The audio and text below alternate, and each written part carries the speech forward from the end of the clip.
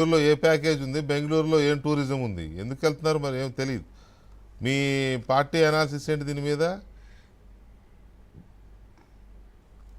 VK గారు, ఇప్పుడు గతంలో చంద్రబాబు నాయుడు గారు అప్పుడప్పుడు హైదరాబాద్ వెళ్ళారు అంటే దానికి ఒక రీజన్ ఉంది.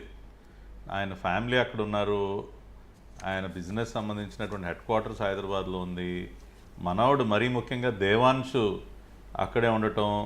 ఇప్పుడు ఒక గ్రాండ్ ఫాదర్గా అప్పుడప్పుడు వెళ్ళి మనవడిని చూసుకుందాం, కాసేపు స్పెండ్ చేద్దాం అన్న ఆలోచన ఉండదా? సో ఆ ఉద్దేశంతో ఆయన అప్పుడప్పుడు వెళ్ళొస్తుండేవాళ్ళు. ఇవాళ మనోడికి ఏముందండి?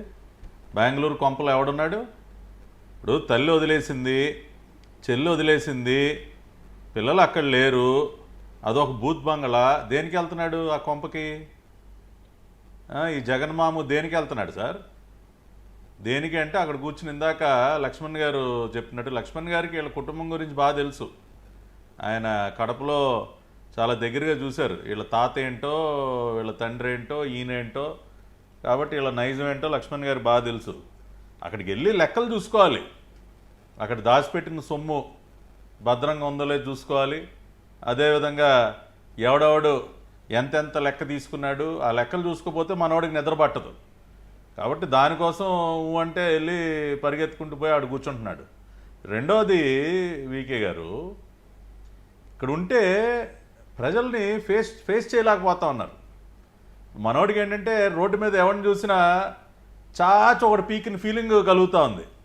ఇప్పుడు ఎవరన్నా జనం ఇంక చూశాడు అనుకోండి, లాగి పెట్టి 2 కొడితే ఎలా ఉంటుంది, అటువంటి ఫీలింగ్ కలుగుతుంది. మనోడు గబాలను ఎమ్మటే చెంపలు ఇలా పట్టుకుంటా ఉన్నాడు, ఎందుకంటే ఆ రకంగా పీకారు కదా. కాబట్టి చూడలేకపోతా ఉన్నాడు, ఎవరిని చూసినా లాగి కొట్టిన ఫీలింగ్ కలుగుతుంది, అందుకని చూడలేకపోతా ఉన్నాడు.